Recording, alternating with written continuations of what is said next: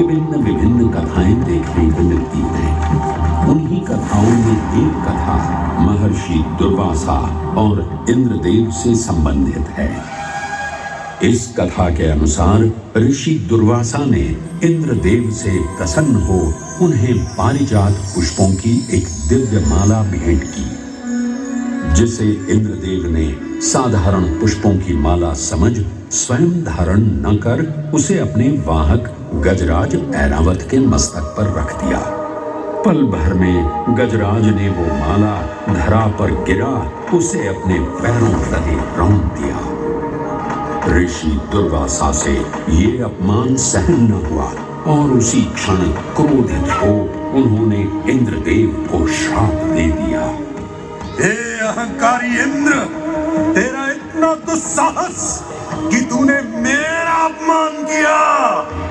जिस वैभव एवं शौर्य पर तू इतरा रहा है, क्षण भर में ही तेरा ये वैभव, प्रतिष्ठा, शक्तियां सब नष्ट हो जाएंगी। मैं अत्रि पुत्र दुर्वासा समस्त देवगणों को श्रीहीन होने का श्राप देता हूं।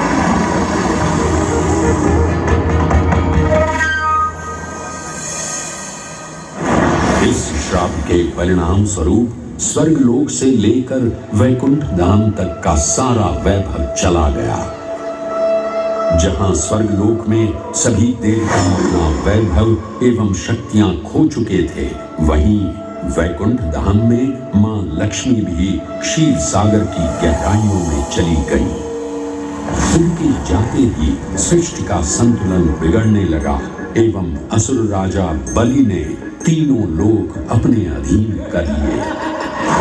ये सब देखकर सभी देवतागण अपने श्राप के निवारण हेतु भगवान विष्णु की शरण में जा पहुंचे और कहने लगे, हे पालनहार, हे स्वामी, अब आप ही हमें इस श्राप से मुक्त होने का मार्ग बता सकते हैं, अन्यथा हम अपनी शक्तियों से सदैव वंचित ही रहेंगे और युद्ध में कभी भी असुरों का सामना नहीं कर पाएंगे। हे देवराज, ऋषि दुर्वासा के श्राप से सभी देवतागण जीवन मृत्यु के काल चक्र में बंध चुके हैं। इस काल चक्र एवं श्राप से मुक्त होने के लिए अब केवल एक ही मार्ग शेष है और वो है समुद्र मंथन। इस समुद्र मंथन से निकलने वाले रत्न ही आपके खोए हुए यश, वैभव और कीर्ति को पुनः स्थापित करेंगे। परंतु आपको इस मंथन के लिए असुरों के बल की भी आवश्यकता होगी, क्योंकि उनके बिना यह समुद्र मंथन संभव नहीं है। जैसी आपकी आज्ञा प्रभु, हम असुरों के साथ समुद्र मंथन करने के लिए तैयार हैं। देवताओं और असुरों ने एक मत होकर क्षीर सागर का मंथन करना स्वीकार किया। जहां मंदार पर्वत मथनी के रूप में आए, तो वहीं वासुकी नाग को नेति की भूमिका मिली। भगवान विष्णु ने स्वयं कुर्म अवतार धारण कर मंदार पर्वत को उसका आधार प्रदान किया। क्षीर सागर को मथना शुरू किया गया और 14 रत्नों में सबसे पहले हलाहल विष उत्पन्न हुआ। उस विष के प्रभाव को कोई भी देवता या असुर सहन करने में समर्थ नहीं थे। इस कालकूट विष से सृष्टि का विनाश हो सकता था।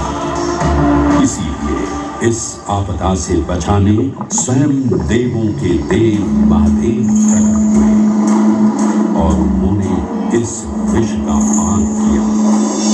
ये सब देख मां पार्वती ने विष को भगवान शिव के कंठ तक ही रोक दिया। इस कालकूट विष के प्रभाव से महादेव का कंठ नीला पड़ गया और तभी से उन्हें नीलकंठ के नाम से ही जाना जाने लगा।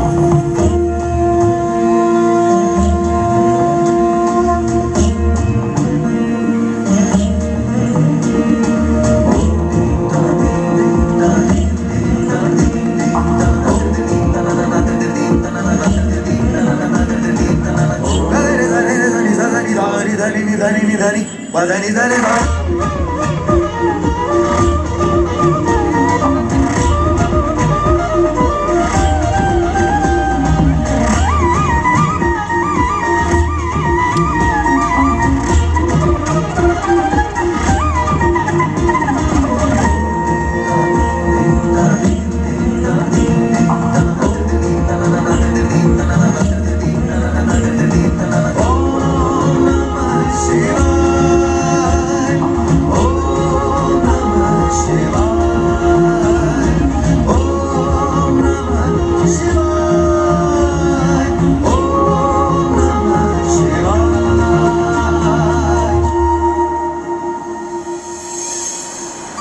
हलाहल के पश्चात समुद्र की गहराइयों से मां लक्ष्मी का आगमन हुआ, जिन्हें भगवान विष्णु ने वर्ण करके अपनी अर्धांगिनी बना लिया। इसके पश्चात समुद्र मंथन से एक एक कर कामधेनु गाय, पारिजात वृक्ष, चंद्र, कल्प वृक्ष, अपार सुंदर अप्सराएं, गंधर्व, शंख, उच्चैःश्रवा, वारुणी एवं कौस्तुभ मणि जैसे अनेक रत्न उत्पन्न हुए, लेकिन सभी को जिस रत्न की सबसे अधिक प्रतीति